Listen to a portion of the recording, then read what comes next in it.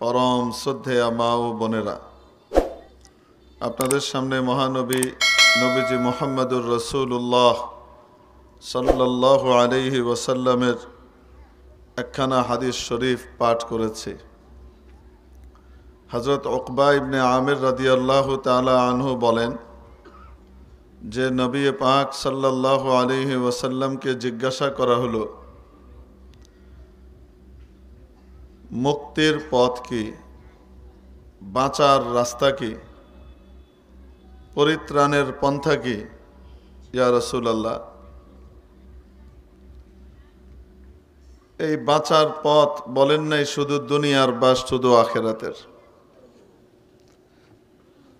সওয়াল আর প্রশ্ন যেহেতু ব্যাপক, উত্তরও ব্যাপক। মুক্তি দুনিয়ার এবং আখেরাতের, উভয় জাহানের, উভয় জগতের মুক্তি কি, কোন পথে মুক্তি, কোন পথে বেঁচে যাব? নবীজি সাল্লাল্লাহু আলাইহি ওয়াসাল্লাম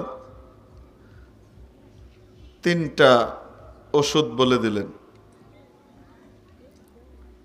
এই তিনটা কাজ করো, তাহলে দুনিয়াতেও বেঁচে যাবে, আখেরাতেও বেঁচে যাবে। এই তিনটে কাজ করলে তুমি মুক্তি পেয়ে যাবে। নাম্বার 1, আমসিক আলাইকা লিসানাক, তোমার জিহ্বাকে সংযত করো, তোমার জবানকে, মুখকে নিয়ন্ত্রণ করো, কন্ট্রোল করো।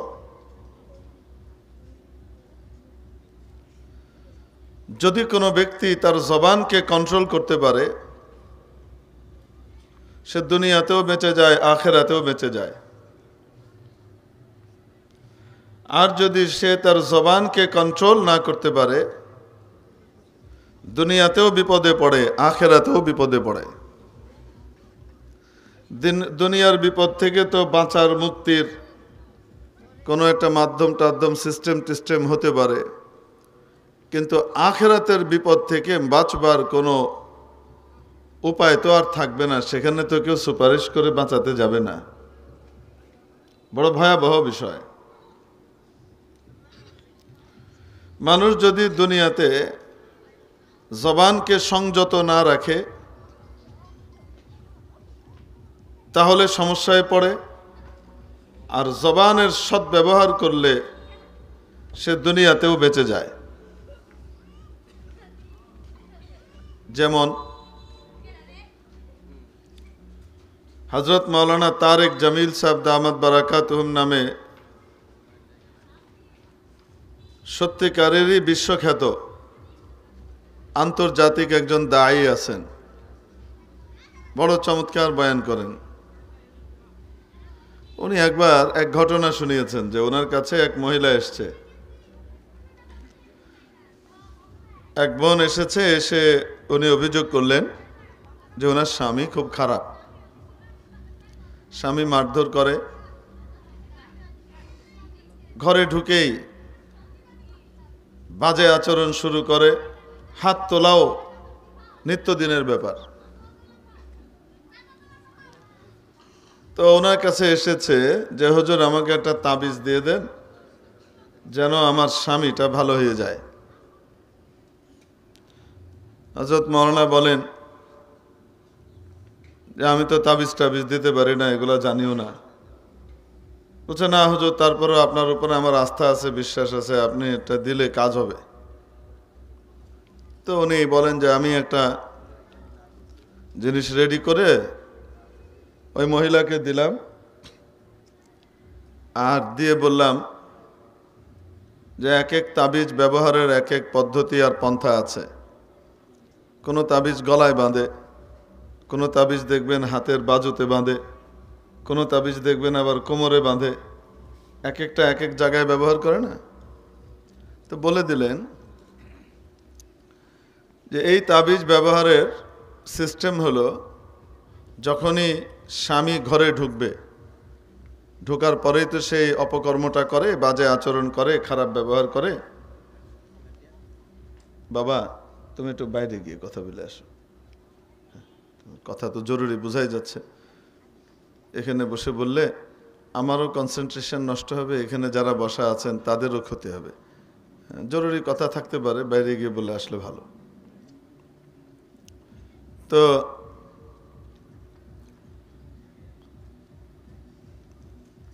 বলে দিলেন যে এই তাবিজ ব্যবহারের পদ্ধতি হলো, যখন স্বামী ঘরে ঢুকবে তখন মাড়ির যে দাঁত আছে, এই মাড়ির দাঁত দিয়ে এই তাবিজটাকে চেপে ধরতে হবে। যত জোরে চাপ দিয়ে ধরবে তত বেশি দ্রুত অ্যাকশন হবে।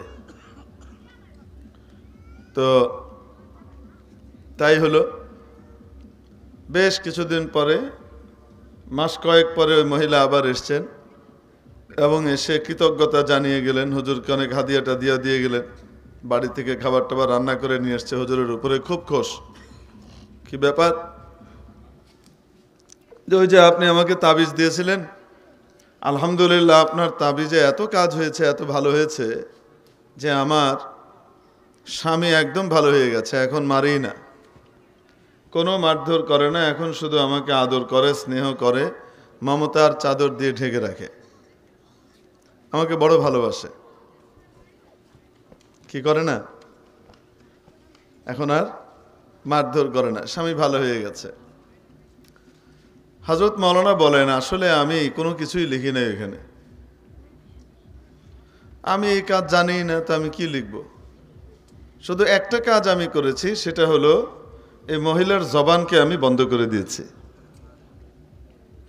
কেউ যখন তাবিজ মাড়ির দাঁত দিয়ে কামড়ে ধরবে তো কথা বলতে পারবে? কথা তো বলতে পারবে না। এখন স্বামী ঘরে ঢুকেই আগে আজে বাজে কথা বলতো, তো বলার সাথে সাথে সেও তো একটু প্রতি উত্তর করত, উত্তরে তো সেও কিছু বলতো তার স্ত্রী।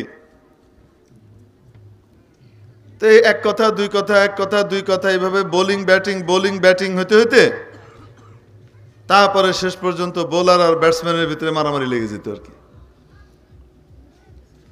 এখন যখন একতরফা শুধু বোলিংয়ে হইতেছে, ব্যাটসম্যান নাই ক্রিজে, তো কতক্ষণ বোলিং করবে একজন? কোনো ব্যাটসম্যান নাই, কেউ ঠেকায়ও না। আগে তো প্রতিটা কথা বলে মাটিতে পড়ার আগেই সেটা ক্যাচ ধরে উত্তর। এখন তো মুখ আটকা, এখন আর কথা বলতে পারে না। এই উত্তর না দিতে দিতে একটা পর্যায়ে এমন হয়েছে যে স্বামী তার উপর রাগ করার পরিবর্তে এখন আদর সোহাগ করা শুরু করেছে। আগে মারধর করতো, এখন আদর সোহাগ করে। তো হযরত মাওলানা বলেন যে আমি আসলে তার জবানটাকে নিয়ন্ত্রণ করবার একটা ব্যবস্থা করে দিয়েছিলাম, আর কিছুই ছিল না। তো দুনিয়াতে যদি কেউ তার জবানকে নিয়ন্ত্রণ করে তাহলে সে দুনিয়াতেও সুখ পায়, দুনিয়াতেও বেঁচে যায়, অশান্তি থেকে, পেরেশানি থেকে মুক্তি পেয়ে যায়। আর যদি জবানকে কন্ট্রোল না করে তাহলে এক বয়ানে গদি হারাবে, আরেক বয়ানে বাড়ি হারাবে।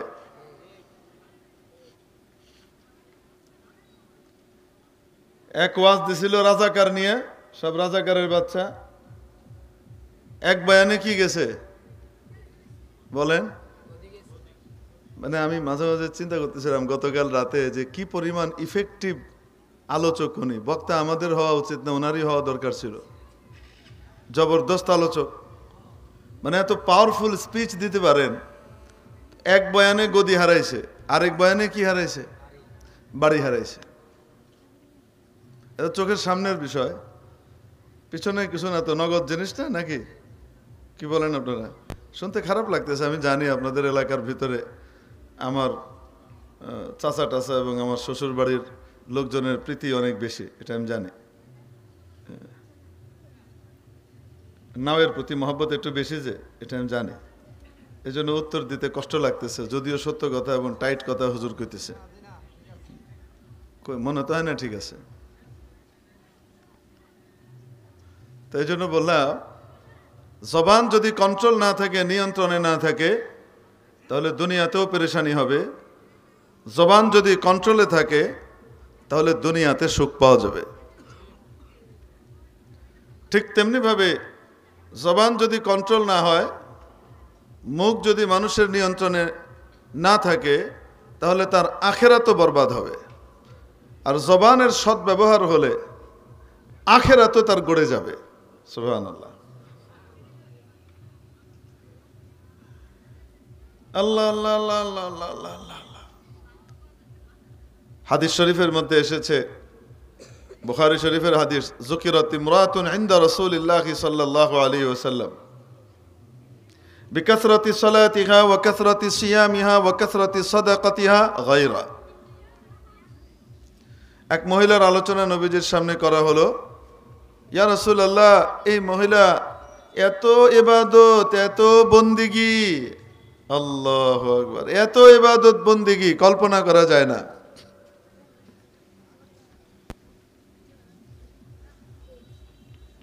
তার নামাজের কোনো ইয়ত্তা নাই, শেষ নাই, এত নফল নামাজ পড়ে, সারা রাত নফল নামাজ পড়ে। ফরজ রোজা তো রাখেই, সারাদিন, অন্যান্য সময়ও, সারা বছর বেশিরভাগ সময়ে নফল রোজা রাখতে থাকে। ওয়া কাসরাতি সাদাকাতিহা, দান খয়রাতের কোনো ইয়ত্তা নাই, এত দান সদকা করে। গায়রা, ইয়া রাসূলুল্লাহ, শুধু একটা সমস্যা। কি সমস্যা? আন্নাহা তুযি জারাতাহা বিলিসানিহা, এই মহিলা তার মুখ দিয়ে তার প্রতিবেশী নারীকে কষ্ট দেয়। মহিলা তার মুখ দিয়ে তার প্রতিবেশিনীকে কষ্ট দেয়। নবীজি বললেন, হিয়া ফিন্নার, এই মহিলা জাহান্নামে যাবে। কি অর্থ? তার নামাজ, তার রোজা, তার দান খয়রাত সাদাকা সব এক পাল্লায় রাখা হবে, আর তার মুখের যে অপব্যবহার, জবানের অপব্যবহার, সেটাকে এক পাল্লায় রাখা হবে। এই জবানের নিয়ন্ত্রণহীনতার পাল্লা ভারী হয়ে যাবে, জাহান্নামে যাওয়া লাগবে, নেকির পাল্লা হালকা হয়ে যাবে। সমস্যায় কেন পড়লো? আখেরাত বরবাদ কেন হলো? চুরি করার কারণে না, ডাকাতি করার কারণে না। কেন বরবাদ হলো? বরবাদ হলো জবানের অপব্যবহারের কারণে। মুখকে নিয়ন্ত্রণ করতে পারে নাই, কন্ট্রোল করতে পারে নাই, তাই। তো আখিরাত বরবাদ হয়ে যায়, সারা জীবনের সমস্ত আমল, নেক আমল সব বরবাদ। একজন ব্যক্তি সারা জীবন তাহাজ্জুদ মিস করে নাই, নামাজ, রোজা, উমরা, হজ, যাকাত, দান খয়রাত সব করেছে,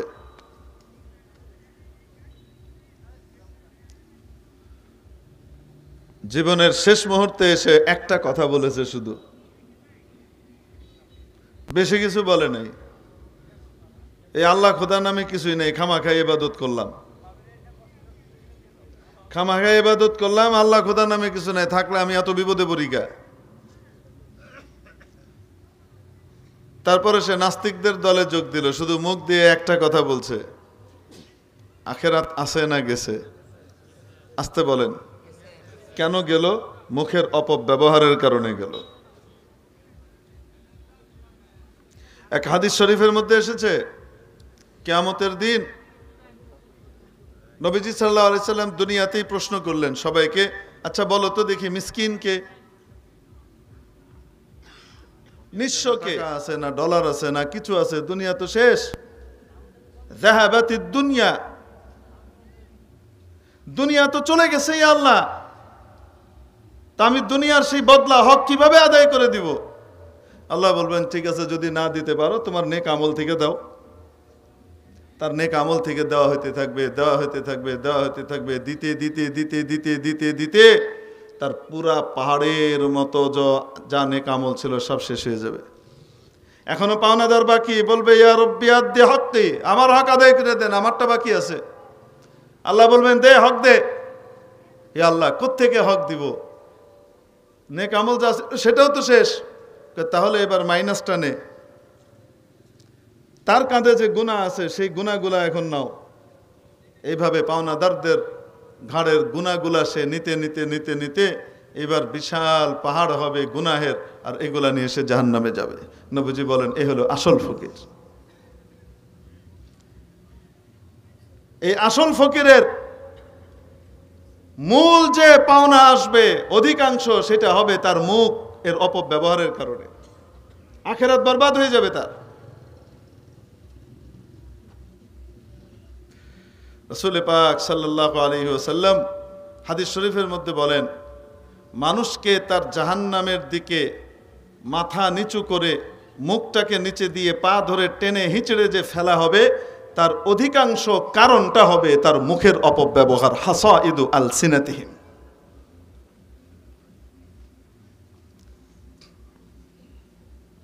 ওয়াহাল ইয়াকুব্বুন নাসা আন-নারা আলা ওয়ুজুহিহিম ইল্লা হাসাইদু আলসিনাতিহিম আও কামা ক্বালা আলাইহিস সালাতু ওয়াস সালাম। তো মুখের অপব্যবহার আখিরাত বরবাদ। মুখের সদ্ব্যবহার আখিরাতকে সুন্দর করে দিবে, জান্নাত তার জন্য অবধারিত করে দিবে। কেউ কারোর সাথে একটু মিষ্টি কথা বলেছে, সৎকার সওয়াব দেওয়া হবে। কেউ কারো মনে খুশির এবং আনন্দের উদ্রেক করবার জন্য তার দিকে তাকিয়ে মুচকি হেসেছে, সাদাকার সওয়াব দেওয়া হবে। কেউ কোনো ভালো কথা, ভালো নসিহত করেছে, কাউকে সাদাকার সওয়াব দেওয়া হবে। কাউকে ভালো কাজের দিকে ডেকে এনেছে, উৎসাহিত করেছে,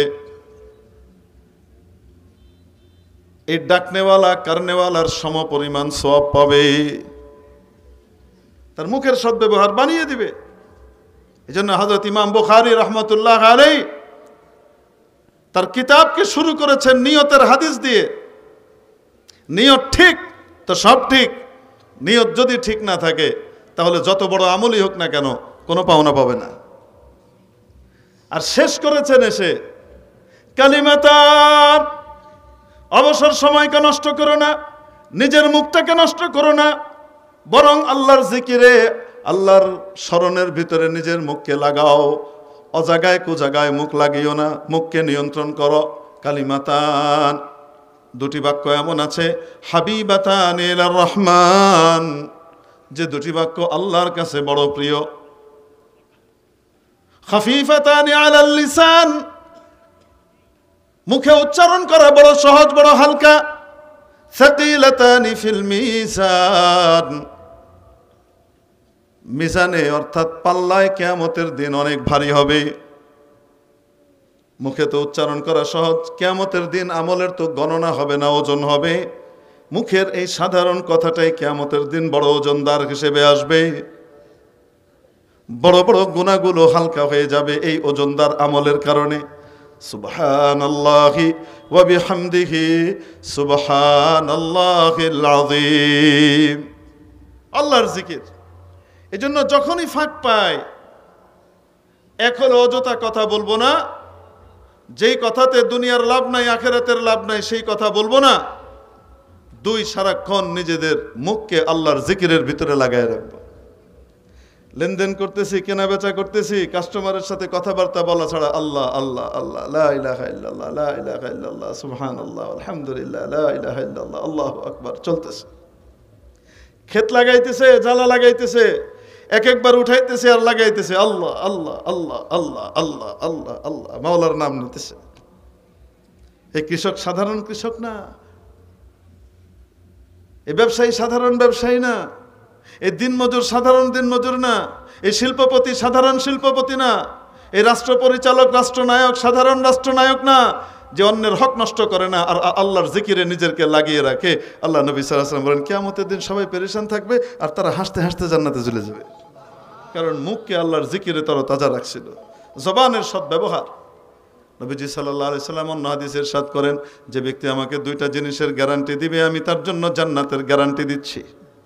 কয়টা? কয়টা? নাম্বার 1,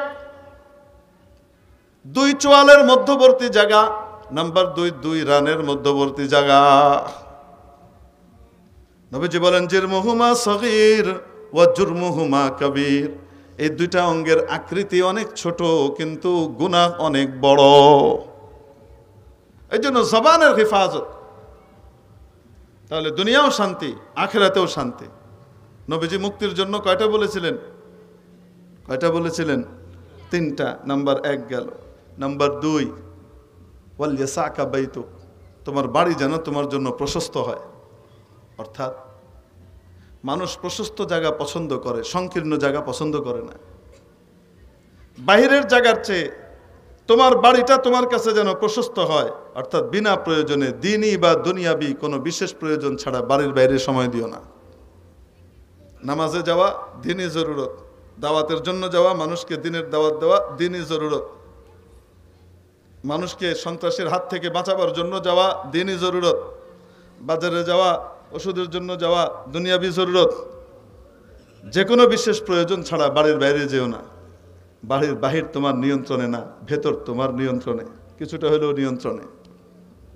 বাহিরে গেলে এমন অনেক গুনাহ হবে যেই গুনাহ তুমি সামাল দিতে পারবা না, নিজে ওই গুনাহ থেকে বাঁচতে পারবা না, কিন্তু বাড়িতে থাকলে সম্ভব। নাম্বার 3 হলো, এজন্য অফিস শেষ করে দোকান শেষ করে এসে ক্লাবে গিয়ে বসে থাকবো না। রাস্তাঘাটে ঘোরাফেরা করা, মাছার ভিতরে বসে আড্ডা মারা, এটা করব না। কি করব? বাড়িতে চলে আসবো, বাড়িকে সময় দিব। তো বাড়িকে সময় দিব কিভাবে? ফেসবুকের ভিতরে ঢুকা, বউ তো পাশে বয়ে রয়েছে, ফেসবুকে ঢুকে সে সারা দুনিয়া চক্কর কেটে বেড়াইতেছে। তো বাড়িতে আছে? শরীরটা না বাড়িতে, মনটা কই? আরে কন্যা গেল লিগা তো বউর লগে ঝগড়া লাগবো কি লাগবো না? হ্যাঁ, বাড়িতে দিল মন সব কিছু দিয়ে থেকে বাড়িকেও জান্নাতি বানাবার জন্য চেষ্টা করা। ইয়া আইয়ুহাল্লাযীনা আমানু কু আনফুসাকুম ওয়া আহলিকুম নারা। কয়টা গেল? 3 নম্বর, ওয়াবকি আলা খাতিয়াতিক, অন্যের গুনাহ দেখতে যেও না, নিজের গুনাহ দেখো আর কাঁদো। নিজের গুনাহগুলা দেখো আর কাঁদো। শেখ সাদি রহমতুল্লাহ আলাইহি বলেন, আমার শেখ, আমার মুর্শিদ হযরত শেখ শিহাবউদ্দিন সুহরওয়ার্দী রহমতুল্লাহ আলাইহি যখন আমাকে ইজাজত দিলেন যে সাদি, তোমার ভিতরে কিছু নিয়ামত আসছে, এখন তুমি মানুষকে আল্লাহর দিকে ডাকতে পারো, যাও, তোমার এতটুকু যোগ্যতা আসছে, যাও। আমাকে শেষ নসিহত করছিলেন 2টা। 30 বছর শেখের সোহবতে ছিলেন। কয় বছর? এখন তো মানে ইমার্জেন্সি খেলাফত কোন পীর দেয় সেটা খুঁজে খুঁজে মুড়ি দেয়। মানে ইসলামের উদ্দেশ্য না, উদ্দেশ্য কি? খেলাফত পাইতে হবে, দ্রুত পীর হইতে হবে, বুঝলি? ইসলাহে বাতেন উদ্দেশ্য না। সবার কথা বলতেছি না, কারো কারো কথা বলতেছি। আলহামদুলিল্লাহ এখন এর ভিতরে ইখলাস আছে। 30 বছর শেখের সোহবতে থাকছেন। কেমন শেখ? শেখ শিহাবউদ্দিন সুহরওয়ার্দী 4 তরিকার 1 তরিকার পথিকৃত, তাসাউফের 4 ইমামের একজন। উনি আল্লাহু আকবার যাওয়ার সময় বলতেছেন, সাদি, শেখ সাদি বলেন, আমাকে নৌকার ভিতরে উনি খেলাফতটা দিয়েছিলেন, আর দিয়ে বলতেছেন, সাদি তোমাকে 2টা নসিহত করে দিই, যদি এই 2টা নসিহতের উপরে আমল করতে পারো তাহলে যা কামাইছো সব থাকবে, দিন দিন বাড়বে। আর এই 2টা যদি তোমার কাছ থেকে ছুটে যায়, যা কামাইছো সেটি সব যাইব। বলবো নাকি? ইয়েকে আঁকে বরখের খুদ বিমা বাস, দিগার আঁকে বরখের বদ বিমা বাস। একটা হলো নিজের মধ্যে কোনো গুণ থাকলে, ভালো কিছু থাকলে এটার দিকে ফিরেও তাকাবা না। এটা কার পক্ষ থেকে? আল্লাহ দিছেন, দয়া করে, এটা তোমার না। আর অন্যের দোষ দেখে নিজের চোখকে, নিজের মাথাকে, নিজের মনকে নষ্ট করবা না।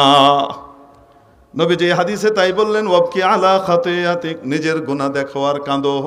অন্যের গুনাহ দেখে নাচানাচির দরকার। হস্ত, তার চাল নাই, মাথা গোজার ঠাঁই নাই, চুলা নাই, খাবার রান্না করার ব্যবস্থা নাই, যার কিছুই নাই, এই ব্যক্তি আসল গরিব নয়। আসল গরিব হলো ওই ব্যক্তি, আসল মিসকিন, অসহায়, ফকির ওই ব্যক্তি, যে ব্যক্তি কিয়ামতের দিন আসবে, দৃষ্টির শেষ সীমা পর্যন্ত তার নেক আমলের পাহাড় থাকবে। এত নেক আমল নিয়ে এসছে যে নেক আমলের পাহাড়, এবং সেই নেক আমলের পাহাড় কত দূর? মুনতাহা বাসরি, তার চোখের দৃষ্টি যত দূর যায়, কল্পনা করেন, এত দূর পর্যন্ত তার নেক আমল আর নেক আমল। কিন্তু দুনিয়াতে কাউকে গালি দিয়েছিল, কাউকে কটু কথা বলেছিল, কারো উপর মিথ্যা অপবাদ আরোপ করেছিল।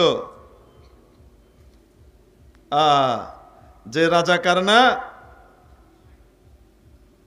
যে ধর্ষক না, তাকে রাজাকার বানিয়ে, ধর্ষক বানিয়ে, সাক্ষ্য দিয়ে ফাঁসিতে লটকানোর ব্যবস্থা করেছিল। মনে রাখবেন, এই যে লেখা, এই লেখাও কথা। মনের যে ভাব মানুষ ব্যক্ত করে সেটাকে কথা বলে। সেটা যখন মুখ দিয়ে বের হয় তার নাম হয় কথা। যখন সেটা কলমের মাধ্যমে বের হয়, লিখনির মাধ্যমে আসে, তখন সেটাকে বলে লেখা।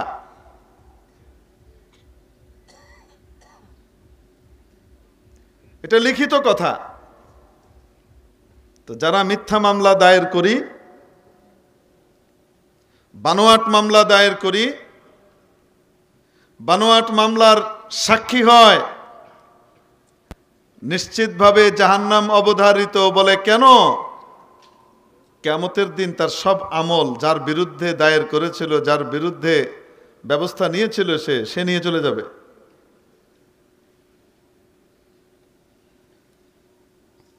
আল্লাহ আমাদের হেফাজত করেন বলি আমিন। এরপর দুনিয়াতে কারো জমিন নিয়ে নিয়েছে,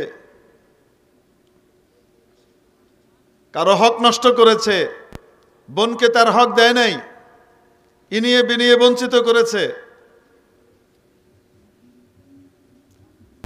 ভাই মারা গেছে, ভাইয়ের বিধবা স্ত্রীকে,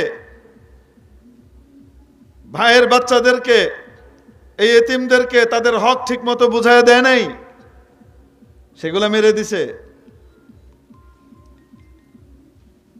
বড় ইবাদত গুজার ছিল, বড় নেককার ছিল,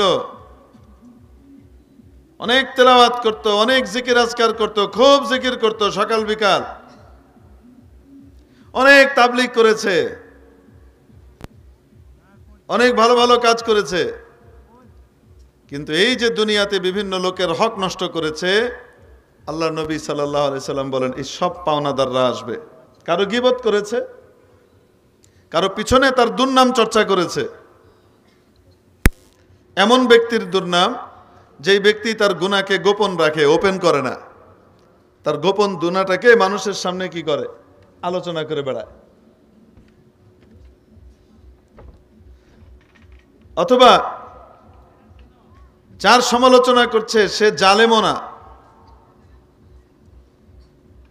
যদি জালেম হয় তো তাহলে সেখানে মজলুম জালেমের সমালোচনা করতে পারে। লা ইউহিব্বুল্লাহুল জাহরা বিস-সুই মিনাল কওলি ইল্লা মান যুলিম।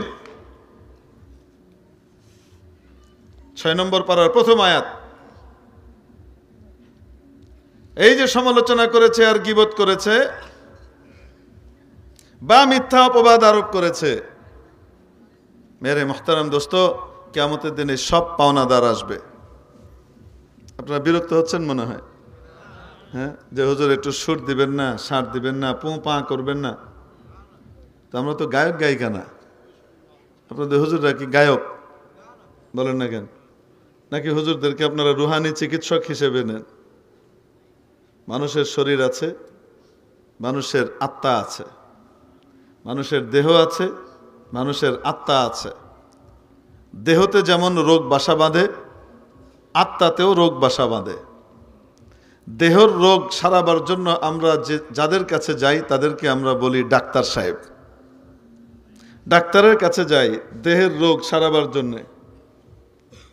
ডাক্তার সাহেব তার মেডিকেল সায়েন্সের থিওরি অনুযায়ী চিকিৎসা করেন, রোগীকে ভালো করে তুলেন। মানুষের আত্মায় যে রোগ হয়, রুহের মধ্যে যে রোগ হয়, এই রোগের চিকিৎসা কি দুনিয়ার ট্রিটমেন্টের ভিতরে আছে? এই রোগের ট্রিটমেন্ট দেওয়ার যে গাইড বুক, তার নাম হলো কোরআন। وَنُنَزِّلُ مِنَ الْقُرْآنِ مَا هُوَ شِفَاءٌ وَرَحْمَةٌ لِلْمُؤْمِنِينَ। সূরা বনী ইসরাঈলের ৮২ নম্বর আয়াতে রব্বুল আলামিন ইরশাদ করেন, আমি যে কোরআন অবতীর্ণ করেছি সে কোরআন মানব জাতির জন্য, ঈমানদারদের জন্য স্পেশালি। কাদের জন্য? ঈমানদারদের জন্য আরোগ্য, শিফা এবং রহমত। কোরআন হলো ঈমানদারদের চিকিৎসা। ঈমানদাররা কোরআনী চিকিৎসা দিয়ে নিজের অন্তরকে পরিশুদ্ধ করে, সাফ সুতরা করে ফেলে। মানুষের শরীর রোগাক্রান্ত হলে, ক্যান্সার হলে, মারা গেলে তার দুনিয়ার জীবন যায়, কিন্তু যদি আত্মা নষ্ট হয়ে যায়, আত্মার মধ্যে রোগ ধরে যায়, তাহলে মানুষকে জাহান্নামের আগুনে যাওয়া লাগে। ভয়ঙ্কর জিনিস। এই রোগের শিফা দেওয়ার জন্য, এই ব্যবস্থাপত্র দেওয়ার জন্য আল্লাহ পাক নবী রসুলকে দুনিয়াতে পাঠিয়েছেন। যখন নবী রসুল থাকেন না, তাদের অনুপস্থিতিতে আলেম ওলামাদেরকে নবী রসুলের ওয়ারিস বলা হয়েছে। তারা আসমানে এলেম অনুযায়ী, কোরআন সুন্নাহ অনুযায়ী মানুষের হৃদয়ের দিলের ট্রিটমেন্ট করেন, চিকিৎসা দেন, যার ফলশ্রুতিতে সে নকল দুনিয়ার পরিবর্তে আসল জীবন আখিরাতের জীবনের প্রতি আসক্ত হয়। নকল জীবন হলো দুনিয়া, নকল সুখ হলো দুনিয়ার সুখ, নকল দুঃখ হলো দুনিয়ার দুঃখ, আসল দুঃখ হলো আখিরাতের দুঃখ, আসল সুখ হলো আখিরাতের সুখ। ঠিক কিনা? আসল জীবন আখিরাতের জীবন, যে জীবনের পরে আর কোনোদিন মরণ আসবে না। দুনিয়ার জীবনের পরে আবার মরণ আছে, তাহলে আসল জীবন না নকল? আখিরাতের জীবনের পরে আর কোনো মরণ আসবে না, এটা তো আসল জীবন।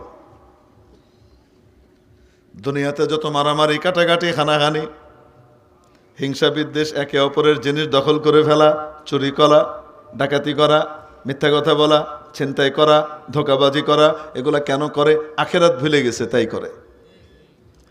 তার সামনে আখিরাত নাই। দুনিয়ার জীবনের মোহ তাকে গ্রাস করেছে। এই গ্রাস করবার কারণে এখন আখিরাতে যাবার প্রস্তুতি নেওয়ার পরিবর্তে দুনিয়ার সুখটাকেই সে সামনে রাখে। পুঁজিবাদী সিস্টেম, যেভাবে পারো আর্ন করো, টাকা পয়সা আর্ন করো, এটাই তোমার কাম, যেমনে পারো করো। সেটা কি হালাল নাকি হারাম তার দিকে দেখার মতো সময় নেই।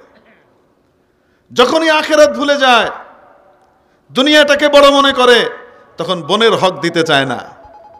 যখনই আখিরাত ভুলে যায়, দুনিয়াটাকে বড় মনে করে, নিজের আপন ভাতিজা, আপন ভাতিজি, এতিমদের হককে সে লুণ্ঠন করে। তাদেরকে, তাদের বাপের যে হক ছিল সে জায়গাটা তাদেরকে দেয় না। তার বাবার যে সম্পদ ছিল সেখান থেকে তার মার হক, অর্থাৎ নিজের ভাইয়ের স্ত্রীর হক, বিধবা স্ত্রীর হক দেয় না, নষ্ট করে। যখন আখিরাত ভুলে যায়, শুধু দুনিয়াই তার সামনে থাকে, তখন আল্লাহর দেওয়া বন্টন নীতি, বোন, দুই বোন সমপরিমাণ এক ভাই পাবে, অন্য ভাষায় ভাইয়ের অর্ধেক পাবে বোন। সেখানে সরকারি হাইকোর্ট দেখায়া সে অর্ধেকের চাইতে বেশি সমান সমান কইয়া লইয়া যায়। বুঝাতে পারি না মনে হয়? এই দুই টাইপের লোক আমাদের সমাজে আছে। শুধু ভাইরাই হক নষ্ট করে নাকি ইদানিং বোনরাও নষ্ট করা শুরু করছে? কন্যা কেন? বোনরা এখন সরকারি হাইকোর্ট দেয়। তুমি এই সরকারের আইন দেখাইলা, তুমি এতটুকু দেখলা না যেই সরকারি দুনিয়াতে থাক তার কোনো স্থায়িত্ব নাই। 15 বছরের দুর্দণ্ড প্রতাপশালী দণ্ডমুণ্ডের কর্তা বনে গিয়েছিলেন যারা, যারা অন্যদেরকে তিরস্কার করতেন, বিভিন্নভাবে কথাবার্তা বলে খোঁচা দিতেন, জেলখানায় তো পুরতেনি। যারা একটু ঠান্ডা এদেরকে ধরে খোঁচাখাচি করতেন। ইনাদেরই তো ক্ষমতা দুনিয়া থেকে চলে গেল। আর এমন যাওয়া গেল, ক্ষমতাও গেল, বাড়িও গেল, ভাষণ আরেকটা দিতে গেলে না জানি কোনটা যায়। তো দুনিয়ার সরকার তো চিরস্থায়ী হয় না। দুনিয়ার সরকারের উপরেও একজন আছেন না নাই? তিনি কে? আসতে বলেন। এ বাবা, তোমার আওয়াজ কম হচ্ছে এখানে, যে কারণে আমাকে প্রেসার বেশি দিতে হচ্ছে। তো দুনিয়ার মহব্বত যখন মানুষের মধ্যে আসে আর আখিরাতের ব্যাপারে তার ভেতরে অপ্রীতি চলে আসে, তখন সে বিভিন্ন রকমের অনাসৃষ্টির সাথে, বিভিন্ন রকমের গুনাহ এবং পাপাচারের সাথে সে যুক্ত হয়ে যায়। বুনিয়াদ কি? নকল দুনিয়ার মোহে পড়ে যাওয়া। এটা কোনো কোনো সময় ক্যান্সারের পর্যায়ে চলে যায়। নবীজি সাল্লাল্লাহু আলাইহি সাল্লাম একদিন বললেন, দেখো আমার উম্মতের সামনে কিছুদিন পরে এমন এক যুগ আসবে, তখন তারা চারিদিক থেকে মার খাবে, লাঞ্ছিত হবে। সাহাবায়ে কেরাম খুব বিস্মিত হয়ে জিজ্ঞেস করলেন, ইয়া রাসূলুল্লাহ, আমরা কি তখন সংখ্যায় কম থাকবো নাকি? নবীজি বললেন, না, তখন তো তোমাদের সংখ্যা অকল্পনীয় বেশি থাকবে, কিন্তু তোমরা স্রোতস্বিনী নদীর মধ্যে অথবা স্রোতধারার মধ্যে খড়কুটো যেভাবে ভেসে চলে যায়, তোমরা সেভাবে ভেসে চলে যাবা। তোমাদের কোনো স্থায়িত্ব থাকবে না, স্থিরতা থাকবে না, কোনো জায়গায় তোমরা শিকড় জমাতে পারবে না, এভাবে তোমরা ভেসে চলে যাবা।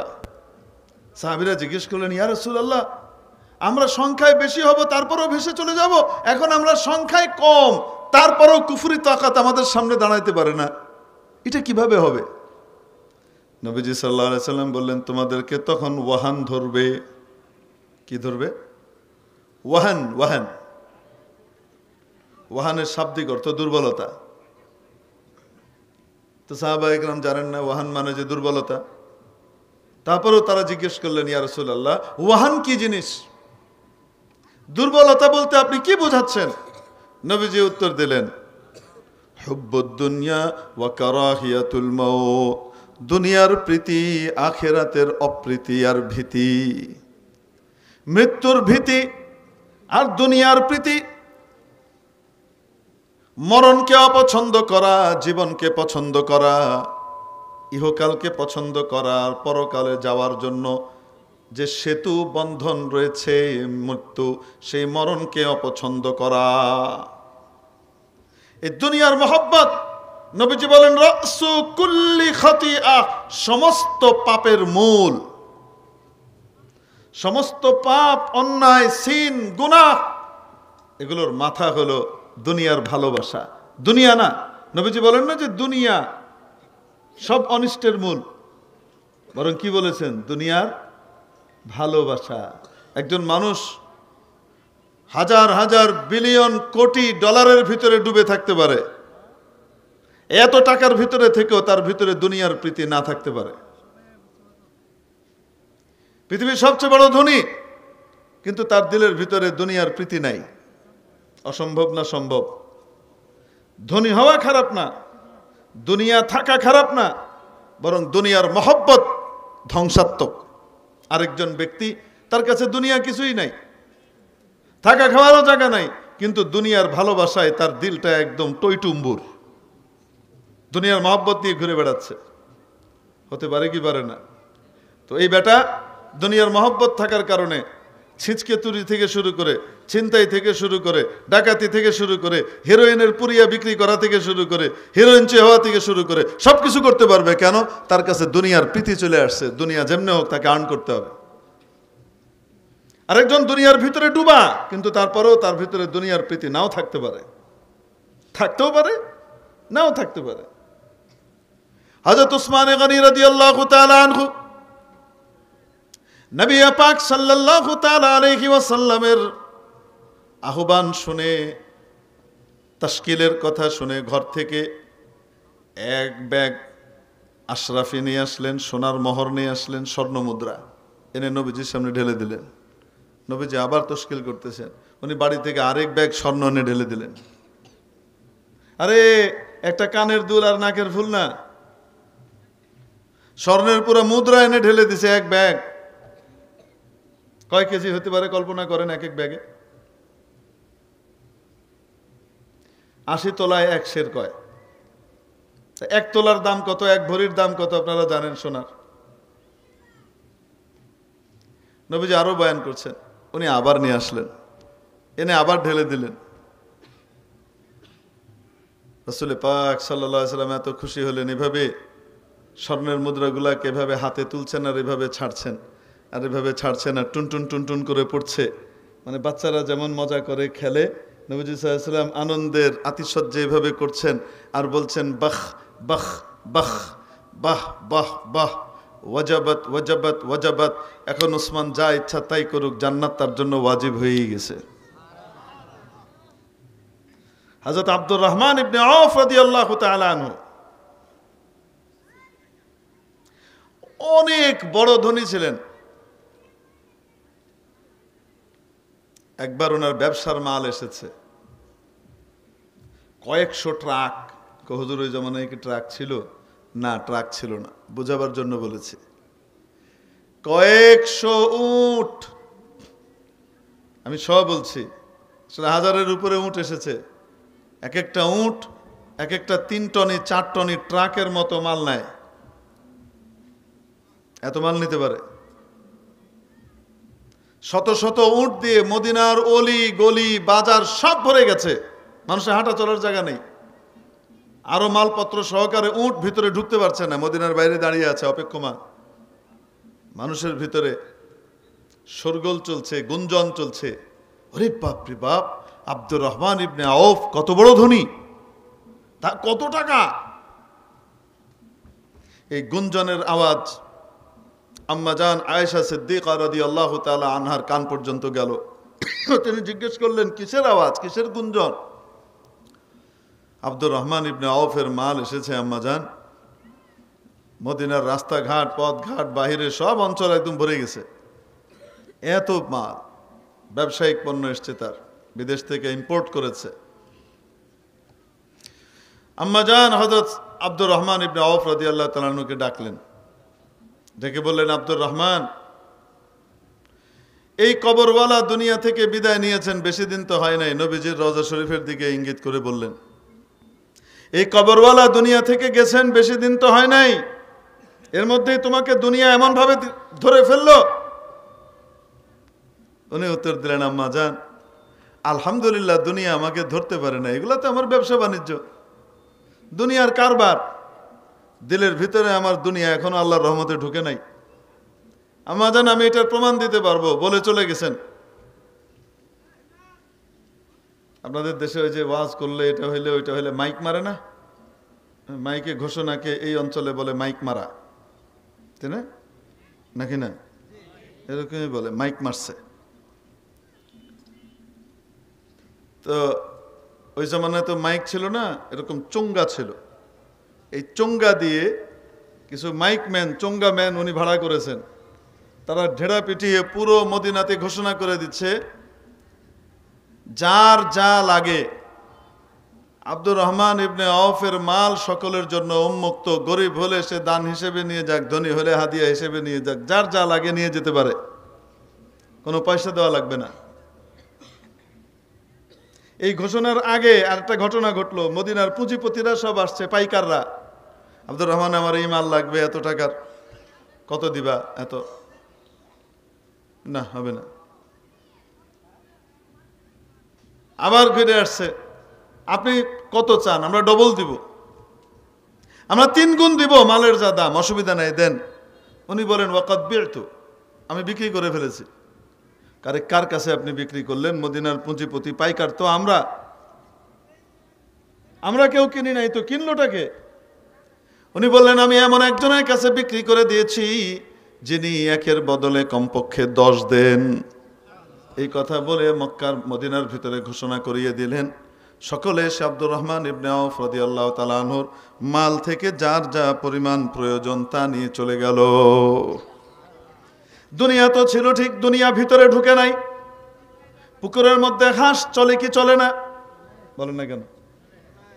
পানির মধ্যে হাঁস থাকে, কিন্তু পানি হাঁসের ভিতরে ঢুকতে পারে না। হাঁস উঠে তারপরে একটা ঝাড়া মারে, সমস্ত পানি গা থেকে খসে পড়ে যায়। দুনিয়ায় থাকতে হলে প্রয়োজন মাফিক দুনিয়ার দরকার আছে না নাই? দুনিয়া যাই থাক না কেন ভিতরে ঢুকতে দেওয়া যাবে না। আরেফে রুমি রহমতুল্লাহ আলাইহি উদাহরণ দিয়ে বলেছেন, আবে দর কশতি খালাকে কশতিয়াস্ত, আবে আন্দক জেরে কশতি পস্তিয়াস্ত। নৌকা চলতে হলে পানি লাগে, পানি ছাড়া কি চলে না? ভাই পানি নাই, নৌকা চলবে? নৌকা চলতে পানি লাগে। তাই বলে পানি যদি নৌকার ভিতরে ঢোকানো হয় তাহলে নৌকা টিকবে না, নৌকার ধ্বংস অনিবার্য। দুনিয়ায় থাকতে হলে প্রয়োজন মাফিক দুনিয়া লাগবে, কিন্তু দুনিয়াকে ভিতরে ঢুকতে দেওয়া যাবে না, দুনিয়াকে বাইরেই রাখতে হবে। হুব্বুদ দুনিয়া ওয়া কারাহিয়াতুল মাউত, এই যে দুনিয়ার প্রীতি, দুনিয়ার ভালোবাসা, দুনিয়ার মহব্বত, এটা একটা রুহানি রোগ, ক্যান্সারের মতো, যে একটা রোগ হাজার রোগের উৎপাদন করে। এই রুহানি রোগ থেকে ট্রিটমেন্ট দেন কারা? নবী রাসূলুল্লাহ দিতেন কোরআন অনুযায়ী, আল্লাহর কিতাব অনুযায়ী। যখন নবী রাসূলুল্লাহ থাকেন না তখন বর্ণনা করেন কারা? নবী রাসূলের ওয়ারিস আলেম ওলামারা সেই দায়িত্ব পালন করেন, ঠিক কিনা? এই রুহানি ট্রিটমেন্ট, রুহানি চিকিৎসা। দুনিয়ার চিকিৎসকের কাছে, ডাক্তারের কাছে আপনি গেছেন, ডাক্তার সাহেব আপনার রোগ টোগ দিয়ে লিখে দিলেন সিপ্রোফ্লক্সাসিন, সকালে একটা বিকালে একটা, 12 ঘন্টা পর পর। আর লিখে দিলেন মনে করেন জ্বরও আছে, প্যারাসিটামল দিয়ে দিলেন, সকাল দুপুর বিকাল একটা করে, 3টা, মানে সকাল দুপুর রাত 3টা লিখে দিলেন। আর আপনি বললেন ডাক্তার সাহেব আমি তো অত ইংরেজি পড়তে পারি না, আপনি আমাদেরকে একটু কী করেন বলে দেন কি লিখছেন। এখন ডাক্তার সাহেব যদি সুর দিয়ে কয়,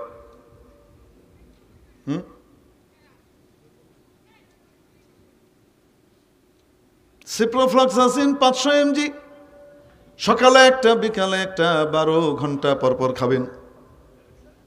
ট্যাবলেট প্যারাসিটামল সকাল দুপুর রাত একটা একটা করে 3 বার খাবেন। এরকম করে যদি ডাক্তার সুর দিয়ে কয়, আপনি কি কইবেন? আরে কন না কেন, আপনি কি বলবেন? কইবেন আমি কারে ডাক্তার দেখাইতে এলাম, ইডারে না ডাক্তারের কাছে লোন দরকার। বলবেন কি বলবেন না?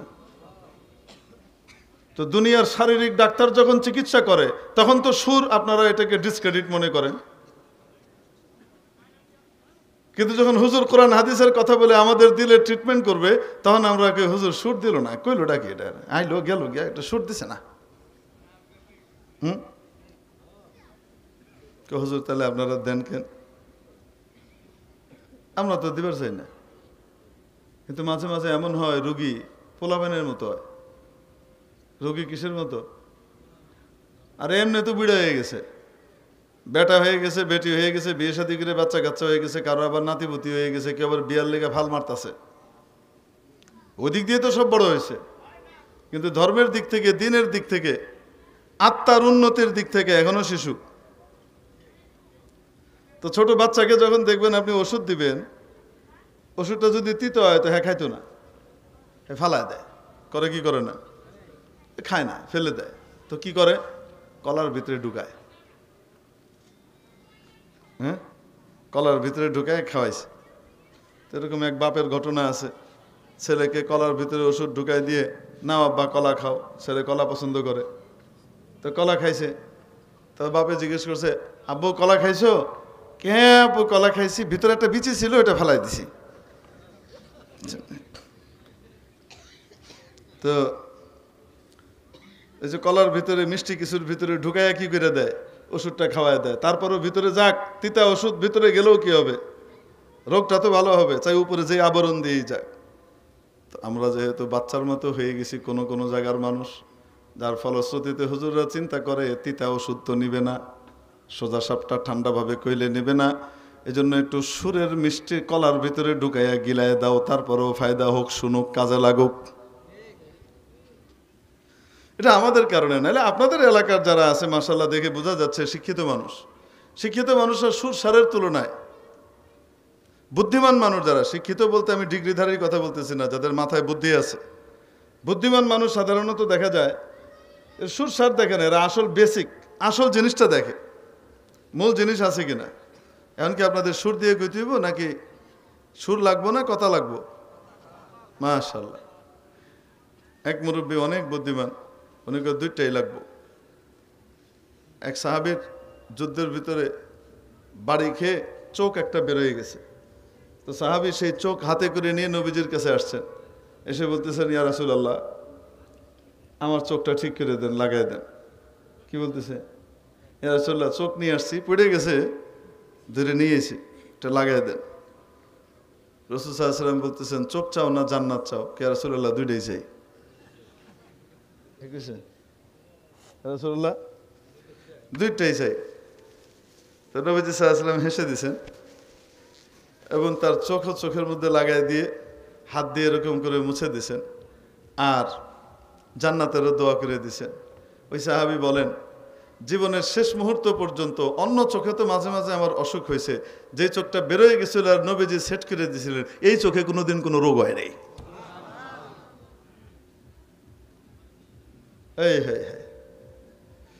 হযরত ঈসা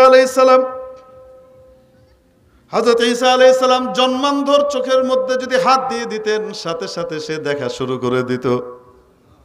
নবীজি সাল্লাল্লাহু আলাইহি ওয়াসাল্লাম যেই চোখ চলে গেছে, সেই চোখ হাতের চোখের ভিতরে লাগাই দিয়েছেন, চোখ ভালো হয়ে গেছে, জীবনে সমস্যা হয়নি।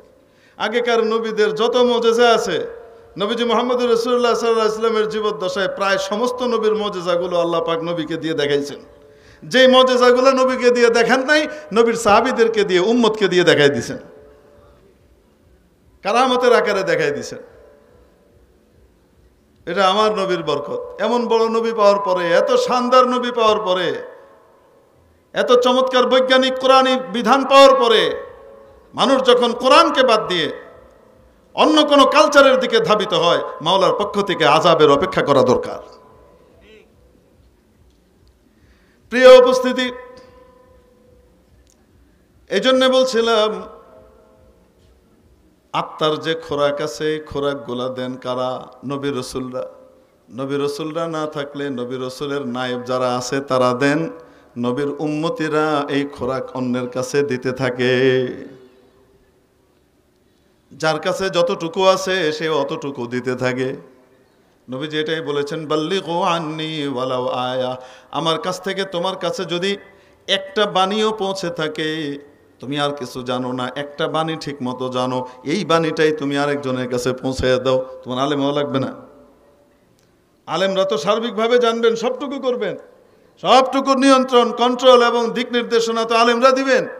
কিন্তু আমরা সাধারণ মানুষরা যতটুকু জানি, আলেমদের কাছ থেকে যা শিখেছি, দিন যা জেনেছি, সেটা শুধু নিজে নিয়ে বসে থাকার নাম খাঁটি ইসলাম নয়, এটা অন্যের কাছেও পৌঁছাইতে হয়। আমি একা জান্নাতে গেলাম আর আমার আশপাশ সবাই জাহান্নামে যাইতেছে, আমার কোনো ফিকির নাই, এরকম স্বার্থপরকে খাঁটি মুসলমান বলা হয় না। ও আহিব্বা লিন্নাসি মা তুহিব্বু লিনাফসিকা তাকুন মুসলিমা, তুমি নিজের জন্য যা ভালোবাসো জান্নাত, তুমি নিজের জন্য যা ভালোবাসো গোটা মানব জাতির জন্য সেটা ভালোবাসো, তাহলে তুমি মুসলমান হইতে পারবা। কে বলে? নবীজি বলেন। হুজুর, তার মানে তো আমি আমার জন্য আমার বউরে ভালোবাসি, তো এটা কি এখন সবার জন্য ফ্রি করে দিন লাগবো নি? হাদিসের অর্থ এটা কন্যা কেন?